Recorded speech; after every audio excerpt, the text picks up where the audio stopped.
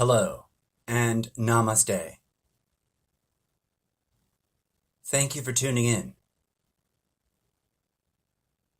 Here we are, together again for the very first time.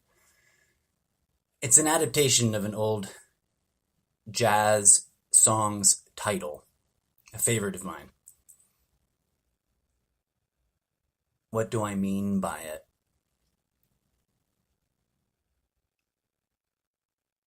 Humanity finds itself in a precarious position,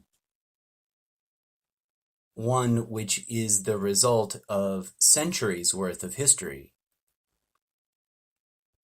one that has many layers of repetition in it, and yet is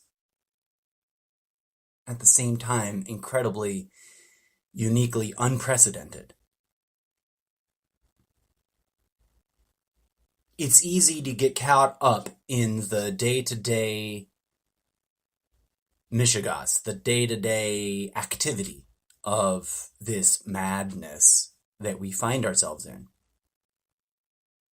Indeed, it's encouraged to get caught up in this day-to-day grind of ever-increasing craziness. Why is it encouraged? Why is this the activity that we face every day? It keeps us distracted and divided, obviously.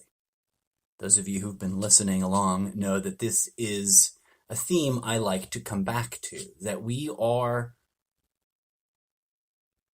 oppressed, controlled, manipulated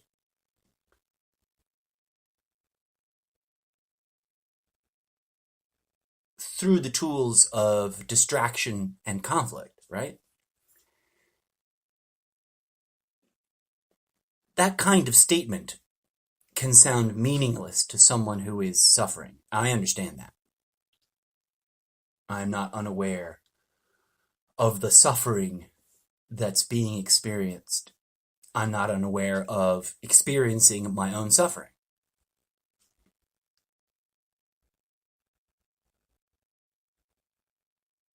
It is my humble opinion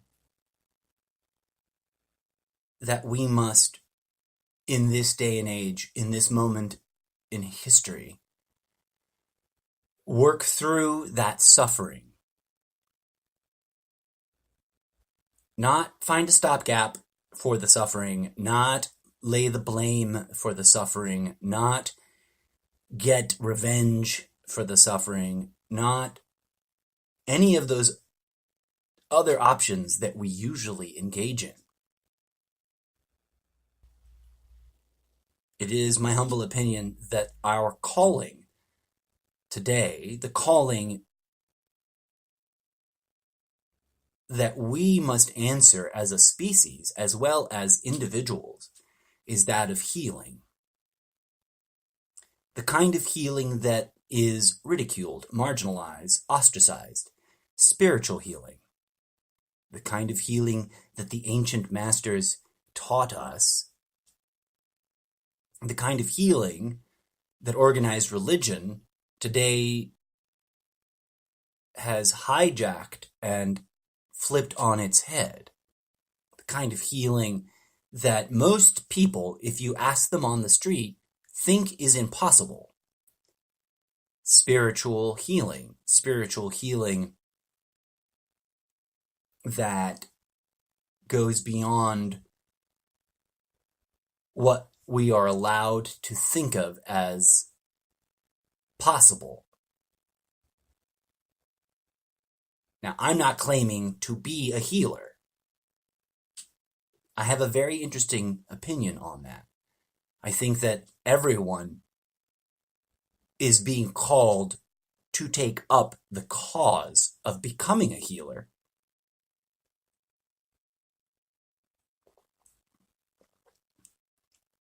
I believe that answering that call begins deep within. Answering that call is something we must find inside ourselves, and through that process, achieve what healing we can achieve within ourselves. Most people who are suffering are not only suffering because of their external circumstances, and I'm not trying to belittle that. External circumstances are what they are, and everyone's circumstances are unique to their own experience. What I'm saying is we fixate on that, and that distracts us from the deeper causes of our pain.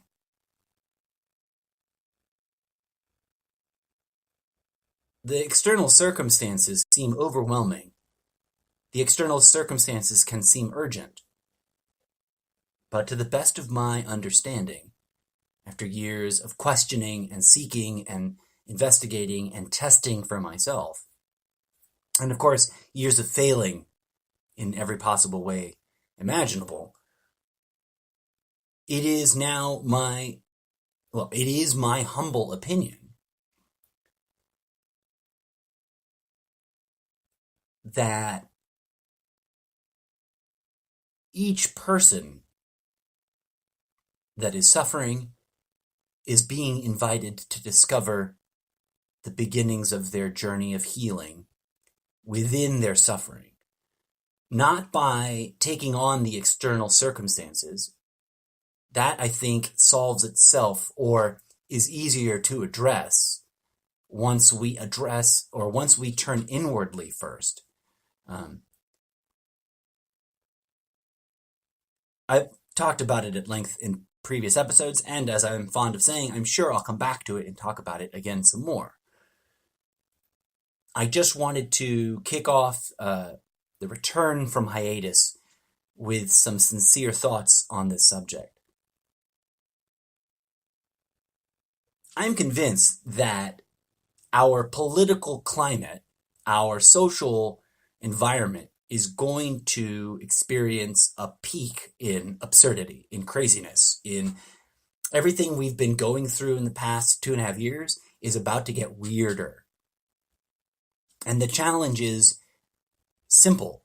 Do we get caught up in fighting the fight out there, or do we free ourselves and help liberate each other by addressing the trauma and the pain and the healing that is necessary within each of us as individuals and as members of this collective species?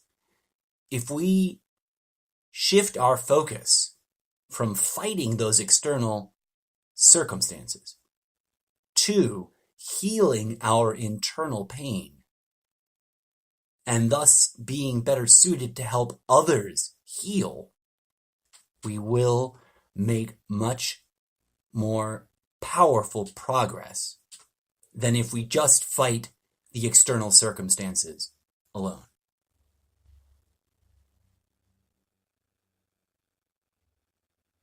I'd love to ramble about this at you for hours on end, but I actually have a busy day today. I just needed to return to the airwaves, quote unquote, as it were, to the virtual airwaves of this internet podcast audio journal project, and reconnect with you and share with you my thoughts on this particular subject, because I think it's critical to the next step. What comes next in our individual and collective experience will be shaped by our choice in this moment.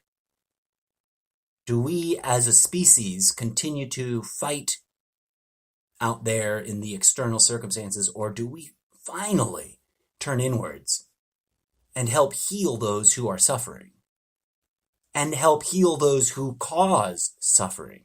I know that's a controversial subject, something that I'm going to jump into in depth and at greater length in an upcoming episode.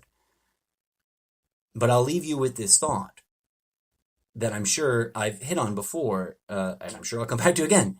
But all the founders of major faiths spoke of forgiveness. Now, We can get into a big argument about the current modern state of those religions. But as those of you who've been listening along know, I make a big delineation between the ancient teachings and the original words of the founders of any faith and the current organization that represents or pays lip service to that prophet's name. I think the two things are very, very different. But my point was, each Buddha, Jesus, go down the list. Everyone, in some form or another, spoke of healing through the process of forgiveness and the understanding of our interconnectedness and our relationship to the divine, that which we call God. We can get into a whole discussion about the word God, its limitations, how much it fails to even begin to define or describe the divine thing, or things, or entities, or beings, or infinities, whatever word. See, the words always fail. That's one of our problems. We get addicted to words and then fight over the words instead of directly experience the reality that those words point to. If we focused on that and on the internal stuff of healing, that's where those things converge. Our direct phenomenological experience of the divine power that manifests this reality meets at that internal place where we can go inside ourselves to find deep, genuine healing. This is no accident.